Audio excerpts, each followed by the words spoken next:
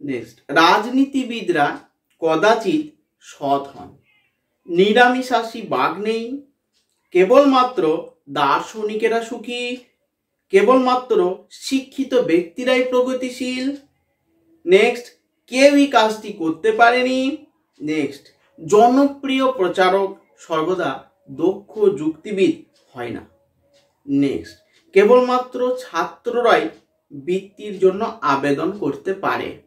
Next, যে কেউ এই কাজটি করতে পারে। পরেরটা, অমেরুদণ্ডী প্রাণীরা স্তন্যপায়ী হতে পারে। নেক্সট, সব আবেদনকারী সত্যনিষ্ঠ নন। পরেরটা, সবাই সাধু নয় যারা গির্জায় যায়। নেক্সট, দার্শনিকেরা কখনোই সুখী নয়, কিছু প্রভাবশালী ব্যক্তি অসাধু, বিনয় ছাড়া সৎ কাজ হয় না, কোন মা তার সন্তানকে ভালোবাসে না, দার্শনিকেরা বিজ্ঞানী হলেও হতে পারে। এই যে তোমাদের 25টা মতো দিয়েছি লজিক কিন্তু দেখবে ইউটিউব ঘুরে আসবে, কমন কোনো স্যার দেন না, কিন্তু এই 25টার মধ্যেই দেখবে কমন পড়ে গিয়েছে। গতবার এসেছিল কমন, যে সাজেশন দিয়েছিলাম, লজিকও কমন পড়ে গিয়েছে। তাহলে তোমাদের এই লজিকগুলো কিন্তু খুব ভালো করে করে নাও, ঠিক আছে? আমি যা যা দেবো সব চলে আসবে একদম, তো 100% গ্যারেন্টি দিচ্ছি। হ্যাঁ, গ্যারেন্টি দেওয়া যায় না কোনো প্রশ্নেই, বিশেষ করে বাংলা টেক্সট, বাংলা সাজেশন যেখানে করা হয়েছে সেখানে গ্যারেন্টি দেওয়া যায় না, কিন্তু এই দর্শন বা সংস্কৃতের কিছু জায়গা এইগুলো তো প্রশ্নই এইগুলোর মধ্যেই আসবে। সুতরাং এটা তোমরাও বলতে পারো যে হ্যাঁ স্যার এগুলো তো আমরাও জানি গ্যারেন্টি এগুলো আসবে। হ্যাঁ বেশ, ঠিক আছে। তারপর বিএডটা, মানে একে থেকে বিএডটা যেটা বললাম অমাধ্যম অনুমান চ্যাপ্টার থেকে বড় প্রশ্ন। আগে বড় প্রশ্নটা বলে দিই, শুনে নাও। অমাধ্যম অনুমান কয় প্রকার ও কি কি? বিবর্তন কাকে বলে? দৃষ্টান্ত সহকারে বিবর্তনের নিয়মগুলি ব্যাখ্যা করো। বা বিবর্তনের গুণ ও পরিমাণ সংক্রান্ত নিয়ম দুটি লেখো। এটা ভীষণ গুরুত্বপূর্ণ প্রশ্ন, এটা বছর আসতে পারে। নেক্সট, আর দুটো দিয়েছি মাত্র, দেখো। আবর্তনের নিয়মগুলি উদাহরণ সহ লেখো। এ বচনের সরল আবর্তন সম্ভব কি? তোমার উত্তরের সমর্থনে যুক্তি দাও। এ বচন মানে এ থেকে এ আবর্তন হয় কি? তোমার উত্তরের সমর্থনে যুক্তি দাও। প্রথমে বলবে হয় না, তারপরে বলবে যে হ্যাঁ 3টি ক্ষেত্রে হয়, সেই 3টি ক্ষেত্রে 3টি উদাহরণ দিয়ে ব্যাখ্যা করে দেবে। নেক্সট, অমাধ্যম আর মাধ্যম অনুমানের মধ্যে পার্থক্য আলোচনা করো। এই যে প্রশ্নটা তোমাদেরও ভীষণ গুরুত্বপূর্ণ। এই প্রশ্নটা আবার কলেজে সেকেন্ড সেমিস্টারে যাদের দর্শন আছে তাদেরও ভীষণ গুরুত্বপূর্ণ। এই প্রশ্নটা তাদেরও আসবে, আবার তোমাদেরও আসতে পারে। নেক্সট, বিবর্তনকে অমাধ্যম অনুমান বলা হয় কেন? ঠিক আছে, এরপরে হয়ে গেল। কিন্তু এখানে 8 নম্বর 3টে প্রশ্ন দিলাম, 3টের মধ্যে গ্যারেন্টি একটা আসবেই। সুতরাং এই 3টে প্রশ্ন ভালো করে নেবে। যারা লজিক করবে তাদের জন্য কিছু লজিক। এবছর দেখো তোমাদের বিবর্তনের আবর্তন আসতে পারে। আগের বছর আবর্তন ও বিবর্তন এসেছে, এবছর তোমাদের আবর্তনের বিবর্তন বা বিবর্তনের আবর্তন এরকম ধরনের আসতে পারে। আমি কিছু উদাহরণ দিয়েছি, এই উদাহরণগুলো তোমরা খাতা কলম বের করে লিখে নাও এবং সেগুলো তোমরা প্র্যাকটিস করবে। যদি কোনো জায়গাটা অসুবিধা হয় অবশ্যই আমাকে কমেন্টে লিখে জানাবে যে স্যার এই বচনটা কি হবে, আমি তোমাদেরকে জানিয়ে দেবো। যদি দেখো যে একবার কমেন্ট করে তোমরা রিপ্লাই পেলে না, আবার কমেন্ট করবে কিন্তু নতুন করে, আমি কিন্তু রিপ্লাই দেবো। ঠিক আছে, অনেক সময় টিউশনি পড়ানোর চাপে রিপ্লাই দেওয়া হয়ে ওঠে না, কিন্তু আমি রিপ্লাই দিই, তাই তোমরা কমেন্ট করেই যাবে যতক্ষণ উত্তর না পাবে। ঠিক আছে, নেক্সট দেখো আমার বলা হয়েছে এখানে নিচের বাক্যগুলিকে বচনে রূপান্তর করে বিবর্তনের আবর্তন করো। মানুষ সাধারণত দয়ালু, 1 নম্বর। 2 নম্বর, সাদা বাঘ আছে। 3 নম্বর, যার সব ভালো তার শেষ ভালো। 4 নম্বর, চকচক করে এমন সকল বস্তু সোনা নয়। নেক্সট, টিনের তৈরি এমন কিছু নেই যা সস্তা নয়। নেক্সট, মানুষ মাত্রই পরিশ্রমী নয়। নেক্সট, সব বিজ্ঞানীরা সৎ নয়। লাল সাদা নয়। সৈনিকরা অবশ্যই দেশপ্রেমিক। খুব অল্প মানুষই স্বার্থপর নয়। নেক্সট, অমানুষ কবি নেই। নেক্সট, প্রত্যেক মানুষ মরণশীল। কোনো ছাত্রই নাটকে অংশগ্রহণ করতে পারবে না। নেক্সট, দয়ালু চিকিৎসক আছেন।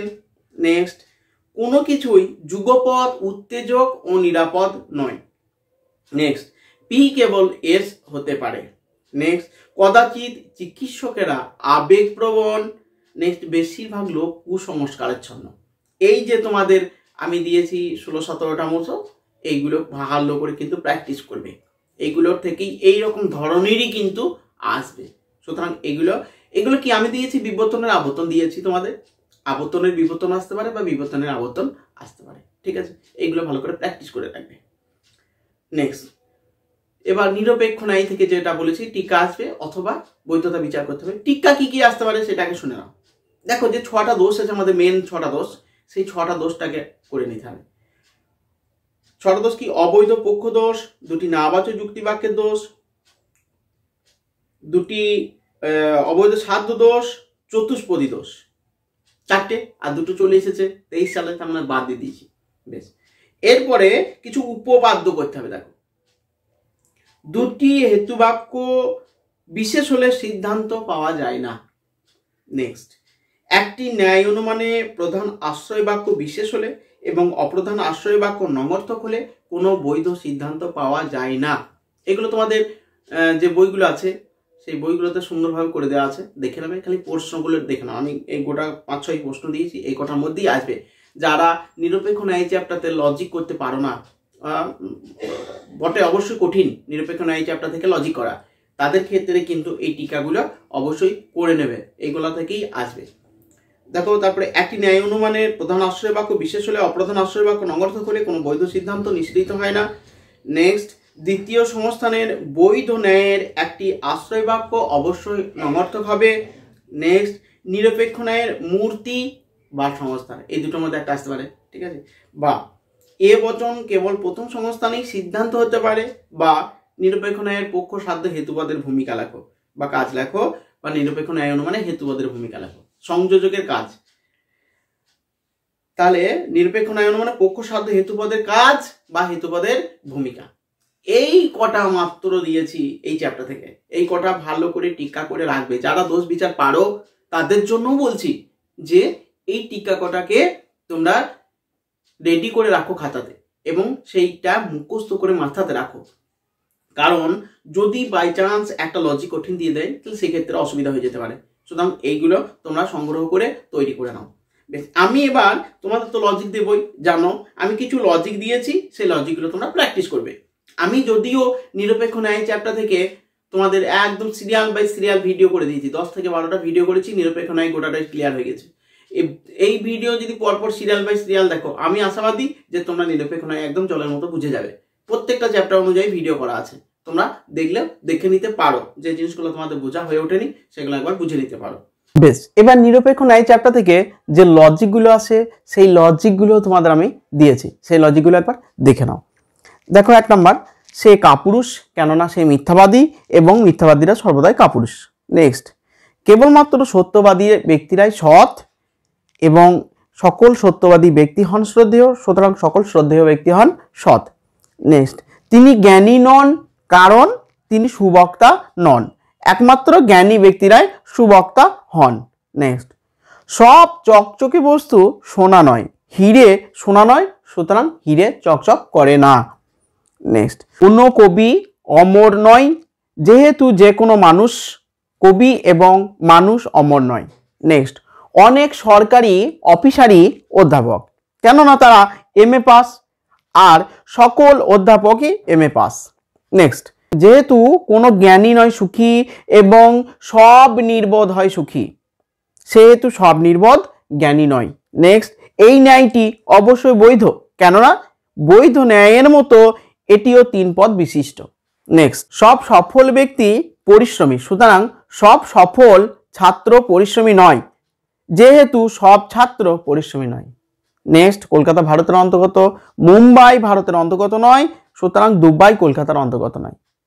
বেশ, তাহলে দুবাই মুম্বাই নয়, কলকাতা ভারতের অন্তর্গত, দুবাই ভারতের অন্তর্গত নয়, সুতরাং দুবাই কলকাতার অন্তর্গত নয়। এই ছিল তোমাদের লজিক, নিরপেক্ষ ন্যায়ের যে লজিকগুলো সেই লজিকগুলো, এগুলো ভালো করে প্র্যাকটিস করো, এই ধরনেরই লজিক তোমাদের আসবে। আরেকটা আছে দেখো, না এবার চলে যাচ্ছি ডি এর দাগের দোষ বিচার। দেখো, দুটো দোষ দিয়েছি, 100% গ্যারান্টি দুটোই আসবে। লেখা আছে মিলের সহপরিবর্তন পদ্ধতি আলোচনা করো, সংজ্ঞা আকার দৃষ্টান্ত, দুটো সুবিধা দুটো অসুবিধা। 8 নম্বর, অথবা দিয়ে আছে মিলের ব্যতিরেকি পদ্ধতি আলোচনা করো, সংজ্ঞা আকার দৃষ্টান্ত সুবিধা অসুবিধা। এই দুটো তোমাদের দুটোই আসবে, একটা করতে হবে। তোমরা সহপরিবর্তন পদ্ধতিটা সুন্দর করে রাখো, একদম গ্যারেন্টি আসবেই। তবে এই প্রসঙ্গে তোমাদেরকে আমি একটা কথা বলে রাখি, তাহলে এই দুটো পদ্ধতি 8 নম্বরের ডাইরেক্ট আসবে গ্যারেন্টি। তবে তোমাদের একটা গোপন কথা বলে রাখি, অনেকে দেখবে এইটা ভুল করে ফেলেছে। কিরকম? সহপরিবর্তন পদ্ধতি যদি একটাই করে যাও, তাহলে সেই ক্ষেত্রে দেখবে সহপরিবর্তন পদ্ধতি ডাইরেক্ট তোমাকে না বলে তোমাকে বলে দিল যে যুদ্ধ বিস্তার যত বাড়ছে জিনিসপত্রের দাম তত বাড়ছে, এখানে কোন পদ্ধতি প্রয়োগ করা হয়েছে চিহ্নিতকরণ করো, আকার সংজ্ঞা দৃষ্টান্ত সুবিধা অসুবিধা লেখো। সেই ক্ষেত্রে তুমি বুঝতে পারবে না, তাহলে সেই ক্ষেত্রে কিন্তু অন্য একটা লিখে দিলে ভুল হয়ে গেল। তার জন্য বলছি কিছু উদাহরণ তোমরা করে রাখবে, পদ্ধতি চিহ্নিতকরণটাকে যেন তোমরা করতে পারো যে কোন পদ্ধতি হয়েছে। ঠিক আছে, দুটোই যদি দিয়ে দেয় ডাইরেক্ট, একটা যদি না দিয়ে দুটো একটা ব্যতিরে কির উদাহরণ দিল, একটা সহপরিবর্তন পদ্ধতির উদাহরণ দিল, সেক্ষেত্রে কিন্তু খুব অসুবিধায় পড়ে যেতে পারো।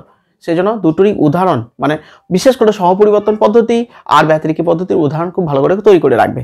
ঠিক আছে, বেশ, এইবার চলে আসছি লাস্টের দিকে যে ঈদের প্রশ্ন আছে 8 নাম্বার, এখান থেকে আসবেই টিকা আসবে বলেছি। টিকাটা ভালো করে রাখবে, কিন্তু দোষ বিচার অনেকের ক্ষেত্রে অসুবিধা হয়ে যেতে পারে, যারা জানো তারাও টিকাটা কিন্তু দেখে নাও। দেখো টিকা দিয়েছি মাত্র 4টে, এই 4টের মধ্যে কিন্তু আসবে। কেন? কারণ তো সহজ, 6টা টিকা আছে, দুটো চলে এসছে 23 সালে, তাহলে 4টে পড়ে থাকবে, তো সোজা তোমরা করতে পারবে সাজেশন। তো দেখলাম অবৈধ সামান্যীকরণ দোষ, কাকতালীয় দোষ, অবান্তর ঘটনাকে কারণ বলে মনে করো দোষ, আবশ্যিক শর্তকে কারণ বলে মনে করো দোষ, মাত্র 4টে। এই 4টে বা অপর্যবেক্ষণ দোষ, এই টিকা কটাকে ভালো করে নেবে, তাহলে দেখবে পরীক্ষায় তোমাদের চলে এসছে টিকা।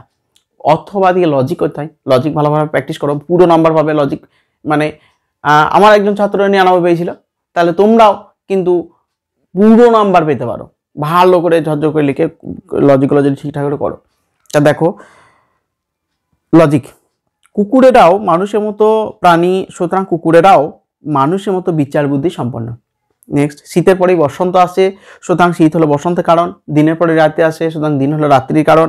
যখনই পরীক্ষা দিতে যাওয়ার আগে ডিম খায়, সেই দিনই পরীক্ষা খারাপ হয়, সুতরাং ডিম অশুভ।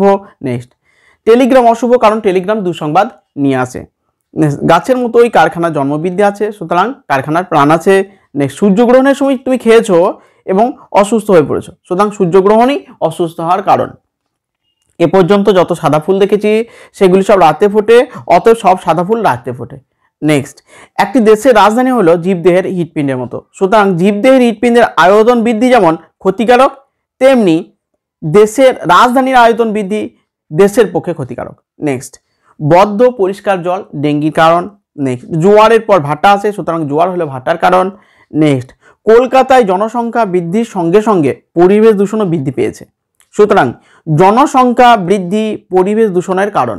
নেক্সট, বিষ পান করলে মৃত্যু ঘটে, সুতরাং বিষ পানই সকল মৃত্যুর কারণ।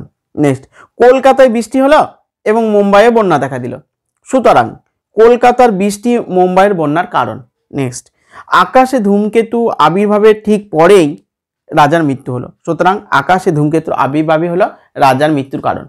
এই যে তোমাদের একদম অল 40 নম্বরের সাজেশন ক্লিয়ার করে দিলাম। এবার তোমাদের বাকি থাকছে আরও 40 নম্বরে এমসিকিউ এসিকিউ। এই দুটো সাজেশন আমি খুব তাড়াতাড়ি তোমাদের কাছে নিয়ে আসবো। তবে এই প্রশ্নগুলোর মধ্যে তোমাদের যদি কোনো অসুবিধা থাকে তাহলে তোমরা অবশ্যই জানাবে। আমি দেখো তোমাদের এই প্রশ্নগুলো তোমরা হয়তো অনেকে মনে মনে ভাবছিলে যে স্যার উত্তর প্রশ্নগুলো একবার দিয়ে দেন, তাহলে পরে আমরা লিখে নিতে সুবিধা হতো। হ্যাঁ, তোমাদের কথা ভেবে প্রশ্নগুলো দিয়ে দিলাম, প্রশ্নগুলো দেখে লিখে নাও। আর কেন আমি প্রথম দিকে দিলাম না, আমি দেখলাম যে আমাদের বাংলার সম্রাট এক্সক্লুসিভ চ্যানেল, মানে বিশাল মহান ব্যক্তি, তা ওনার চ্যানেলে দেখো বাংলা ভিডিও করা হয়েছে। আমি ওটা 4 দিন আগে বাংলা ভিডিও পোস্ট করেছি, কিন্তু আমার দেখা গেল 2000 ভিউজ, আর ওনার দেখা গেল 2 লাখ ভিউজ। তাহলে ছাড়ার পরেই 2 দিন হতে না হতেই, তাহলে দেখো উনি তো একজন মহান ব্যক্তি বটেন, উনি ভালো সাজেশন দেন। কিন্তু আমিও বাংলা সাজেশন ভীষণ গুরুত্বপূর্ণভাবে তোমাদের সাজেশন দিয়েছি, যেগুলো তোমাদের আসবেই। আমি তোমাদের সাজেশন একদম লিখে দিয়েছি, কিন্তু উনি যে সাজেশন দিয়েছেন সেখানে কিন্তু কোনো রকমের কিছুই লেখা নাই, অথচ উনি বলে যাচ্ছেন।